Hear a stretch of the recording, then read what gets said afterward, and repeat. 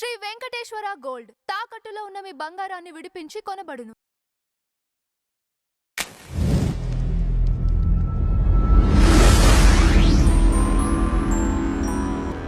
ఎక్కడ స్టార్ట్ అయింది అసలు ఈ రామాయణం గురించి వీటి గురించి ఇంట్రెస్ట్ ఎందుకు క్రియేట్ అయింది? ఎప్పటి నుంచి స్టార్ట్ చేశారు అసలు మీరు? పెద్ద స్టోరీ కానీ చాలా చిన్నగా చెప్తాను. ఓకే. సో నేను ఒక 10 years బ్యాక్ యూకేలో ఉండేవాడిని. సో యూకేలో నేను గ్రాడ్యుయేట్ అయ్యాను. సో ఒకసారి మా తమ్ముడు నీకు ఒక గిఫ్ట్ పంపిస్తున్నాను రా, సర్ప్రైజింగ్ గిఫ్ట్, నీకు ఇంతవరకు ఎవరు ఇయ్యని గిఫ్ట్ ఒకటి పంపిస్తున్నా నీకు అని చెప్పేసి అన్నాడు. అసలు ఏంటో తెలియదు, తెలుసుగా ఫ్రెండ్స్తో పంపిస్తుంటారు, మనం ఒక పికిల్ పంపిస్తుంటారు, ఏదో పంపిస్తుంటాడు కదా. నాకు ఒక మా ఫ్రెండ్ ఇండియాకి వచ్చిన తర్వాత ఒక గిఫ్ట్ ఇచ్చాడు మా తమ్ముడు తరఫు నుంచి. ఏంటి అని ఓపెన్ చేసేసరికి అందులో 2 CDలు ఉన్నాయి. ఏంటి CDలు, దాని మీద పేరు కూడా రాలేదు. సో ఏంటని చెప్పేసి సో ఆ డ్రైవ్లో పెట్టేసి వినడం స్టార్ట్. అప్పుడు తెలిసింది అది రామాయణం అని. ఫస్ట్ టైం చాగంటి గారి రామాయణం వినడం స్టార్ట్ చేశాను. సో అప్పుడు నేను యూకేలో వర్క్ చేసేవాడిని. నాకు నా ఆఫీస్కు మధ్యలో దూరం 2 kilometers. సో యూకేలో మీకు తెలిసి చాలా ఎక్స్పెన్సివ్ ఏదైనా.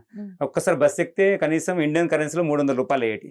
ఎందుకు లేరా అని చెప్పేసి నేను ఆ CDలో ఉన్న రామాయణాన్ని నా మొబైల్ ఎక్కిచ్చేసుకొని వాక్ చేస్తూ విందాంలే అని చెప్పేసి వినడం.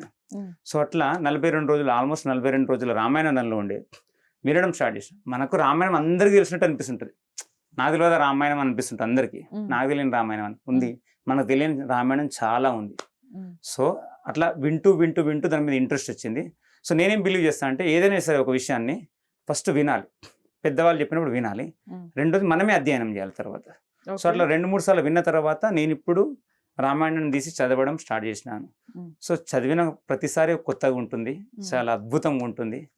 సో అట్లా నా జర్నీ స్టార్ట్ అయింది. సో ఈ విషయాన్ని నేను అందరితో పంచుకుంటున్నాను ఈ మధ్యలో. అంటే ఇది అనిపించింది నాకు, చూస్తున్నాం కదా మన చుట్టూ ఎంత ఘోరాలు జరుగుతున్నాయో.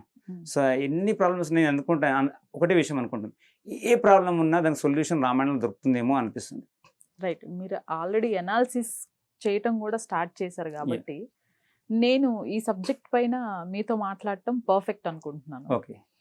ఇప్పుడు మనకి రామాయణాల్లో వాల్మీకి రచించిందే కాకుండా తులసిదాస్ అని ఇలా రకరకాల రామాయణాలు ఉన్నాయి. ఎందుకు వాల్మీకి రామాయణాన్ని ప్రిఫర్ చేస్తున్నాం మనం? నైస్. దీనికి స్ట్రేట్ కాకుండా కొంచెం వేరే రకంగా ఆన్సర్ చెప్తాను. నేను ఒక ఇద్దరు వ్యక్తులు ఉన్నారు. ఒకడు ప్రభాస్ ఫ్యాన్, ఒకడు మామూలు వ్యక్తి. ఒక బాహుబలి సినిమా థియేటర్లో పెట్టారు అనుకోండి, వాడు వేసిన తర్వాత ఒక వ్యక్తిని అడగండి, ప్రభాస్ ఫ్యాన్ ఎవరైతే కాదో వాళ్ళని అడగండి ఎట్లుందిరా సినిమా అంటే బాగుంది అని చెప్తుంటాడు. ఓకే, అది ప్రభాస్ ఫ్యాన్ అనుకో, బా ఇటువంటి సినిమా నేను చూడలేదు, అసలు అద్భుతం, Prabhas acting peak level, pan India star, what ever.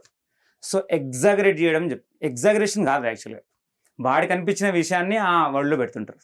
So రామాయణాలు ఎన్నైనా ఉండొచ్చు, ఇప్పుడు నేను మాట్లాడేది కూడా నా వర్షన్ మాట్లాడుతుండొచ్చు, అనిపిస్తుండొచ్చు. సో అట్లా చాలా మంది రామాయణంతో ఇంప్రెస్ అయిపోయారు, చాలా ఇంప్రెస్ అయిపోయి సో దాన్ని ఇంకా బ్యూటిఫుల్, అందుకని రామాయణాన్ని కవిత్వంగా చెప్పారు వాళ్ళు. సో త్యాగరాజు రామాయణం చెప్పారు, ముల్లా రామాయణం ఉంటుంది, తులసీదాస్ రామాయణం. వాళ్ళకు ఆ విషయాన్ని ఎట్లా అర్థమైందో దాన్ని మంచిగా ఒక కవిత్వం రూపంలో చెప్పారు. మీకు ఎగ్జాంపుల్ లక్ష్మణ రేఖ అని ఉంటుంది, వాల్మీకిలో లక్ష్మణ రేఖ ఉండదండి ఇలా, కానీ అది సినిమాటిక్ ఎంత అద్భుతంగా ఉంటుంది. మనకు చూసే వ్యక్తికి ఏమని, ఇప్పుడు కింద ఒక లేమ్యాన్ ఉన్నాడు అనుకోండి, వాల్మీకి రామాయణంలో లక్ష్మణ రేఖ లేదు. మనం ముందు ఇంకా దాని గురించి ఇంకా అద్భుతంగా డిస్కస్ చేయొచ్చు. సినిమాల్లో చూసాం. ఎగ్జాక్ట్లీ సినిమాటిక్ అలా ఏమైతుందంటే ఒక గీత గీస్తే ఇది లక్ష్మణ రేఖ, దీన్ని దాటితే ఇది అవుతుంది. లక్ష్మణ రేఖ అంటే లక్ష్మణ మాట అని వాళ్ళు వాల్మీకి ఆ విధంగా చెప్తాడు. సో వీళ్ళకి అర్థమైన విషయం ఏంది, ఒక రేఖ గీస్తే దాన్ని కొంచెం సినిమాటిక్ గా బాగుంటుంది అని చెప్పేసి అంటే. సో ఈ లక్ష్మణ రేఖ వల్ల ఉపయోగపడేది ఒక్కడే అంటే ఆ బొద్దిక్కల కంపెనీ తప్ప ఎవరికి ఉపయోగపడదు. అంతేగా, వాడే ఆ పేరు పెట్టుకుని చాలా సేల్స్ చేశాడు. సో థ్యాంక్స్ టు ముల్లను ఎవరు రాసినట్టు ఆ కంపెనీ వాళ్ళు వాళ్ళకు థ్యాంక్స్ చెప్పాలి. సో అట్లా అంటే ఒక్కొక్కరు ఒక్కొక్క రకంగా చెప్తుంటారు. మీరు చూసే దృష్టి నేను చూసే దృష్టి సేమ్ ఉండదు. కానీ ఇంత మాట్లాడుతున్నా సరే మనకి ఏ విధమైన డౌట్ వచ్చినా సరే, ఏది వచ్చినా సరే సోర్స్కి వెళ్ళాలి. ఓకే, సో మనం అట్లా వేగ్గా మాట్లాడద్దు. సో వెళ్ళి సోర్స్ దగ్గరికి వెళ్ళేసి తెలుసుకోవాలి.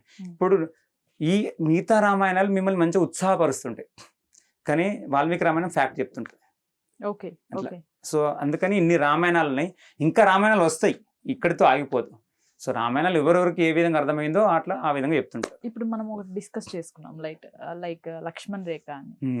ఇట్లాంటివి సినిమాటిక్ గా ఇంప్రూవైజ్ చేసి అందులో లేనివి ఉన్నట్టు చూపించినవి ఎన్ని ఉన్నాయి అంటారు? చాలా ఉన్నాయి. అది Okay. నాకు ఇప్పుడు చదువుతుంటే అర్థమైపోతుంది, ఓహో ఇన్ని మిత్స్ ఉన్నాయని. సో అట్లా అటువంటి డిస్కస్ చేయడానికి చాలా ఉన్నాయండి. అంతేందుకు మొన్న ఎవరు అడుగుతున్నారు హనుమంతునికి పెళ్ళయిందా అని అడిగి, దాంతో ఏదో సినిమా తీసిరంట, హనుమంతునికి పెళ్ళి అవుతున్నట్టు ఒక సినిమా తీసిరంట, హనుమంతునికి పెళ్ళి అయింది అని చెప్పేసి. అట్లా చాలా విషయాలు ఉన్నాయి, రాముడి గురించి కావచ్చు, ఏది కావచ్చు. అంతేందుకు నేను ఇప్పుడే చెప్పొచ్చేమో, ఇప్పుడు చెప్పొద్దేమో, కానీ ఈ డిస్కషన్లో కానీ మర్చిపోతా కాబట్టి ఇప్పుడే చెప్తుండొచ్చు. మీకు తెలుసు ఈ మధ్యలో ఫ్యాషన్ అయింది, రావణాసుడు చాలా అద్భుతమైన వ్యక్తి, శివభక్తుడు, గొప్పగా చెప్తుంటాం కదా. మనకి ఇంకొక విషయం చెప్పాను, నేను చిన్నప్పుడు మీరైనా సరే ఎవరైనా సరే సీతను రావణాసురుడు ఎలా తీసుకెళ్ళాడండి? హ్యాండ్స్ తో పట్టుకొని వెళ్ళినట్లు మనకి చూపించారు. అంటే ఇట్లా Just నేను చూసింది ఏంటంటే లేకపోతే ఇలా ఒక దానిపైన ఒక భూమితో సహా తీసుకెళ్ళ అసలు రావణాసురుడు సీతమ్మను టచ్ చేయలేదు అని మాట్లాడుతుంటారు. ఎందుకంటే సినిమాటిక్ అది మంచిగా అనిపిస్తుంది, సీతమ్మ పడిపోతుంది, వాటిలో చేతి పెట్టి తీసుకువెళ్తాడు. ఎంత దారుణంగా రావణాసురుడు సీతమ్మని తీసుకెళ్తారంటే వాల్మీకి రామాయణం చెప్తున్నప్పుడు మీ రక్తం ఉడికిపోతుంటుంది. అలా జుట్టు పట్టేసి సీతను ఆమెతో, అసలు అంతకన్నా ముందు రావణాసురుడు సీతతో మాట్లాడే మాటలు చాలా చండాలంగా ఉంటాయి. పైన నుంచి హెడ్ టు టో వరకు అన్ని అంగాలను వర్ణన చేస్తుంటాడు. అన్ని అంగాలను అంటే మీరు అర్థం చేసుకోండి, sorry to say this on record. So అంత గలీజ్గా మాట్లాడుతుంటాడు, అంత వర్ణన చేస్తారు. కానీ she was not in mood to listen. ఎందుకంటే ఆమె మొత్తం కూడా రాముడు ఏమవుతుందో లక్ష్మణుడు ఏమవుతుందో అనే బాధలో ఉంటుంది తప్ప ఈయన మాటలకు అంత పిచ్చి మాట్లాడిన తర్వాత వాడు రియల్ రూపంకి వచ్చేసి తీసుకున్నాడు. నేను రాను అన్నప్పుడు ఏమంటారు, ఆ జుట్టు పట్టుకొని లాక్కుంటూ తీసుకెళ్ళేసి పుష్పక విమానంలో కూర్చోబెట్టి, ఈ తొడల మీద కూర్చోబెట్టి మెడల్ ఇట్లా మంచి తీసుకెళ్తుంటాడు. This is how he treated Sita. So ఇవన్నీ పిచ్చి మాటలు మాట్లాడుతుంటారు, ఆయన ముట్టుకోలేదు పాపం అని చెప్పేసి. ఈ పాపం అనే బ్యాచ్కి చెప్తున్నాను, రామాయణంలో వాల్మీకి రాసినటువంటి రామాయణం అట్లా చాలా మిత్స్ ఉన్నాయి. హోప్ఫుల్లీ దిస్ పాడ్కాస్ట్ కావచ్చు వాట్ ఎవర్ బ్రేక్ దట్. అంటే ఈ చెప్పడానికి విషయం ఏంటంటే ఆ మిత్స్ అన్ని బ్రేక్ చేయాలి మనం. So true colours of Ravana should come out. అది అట్లా చాలా మిత్స్ ఉన్నాయి.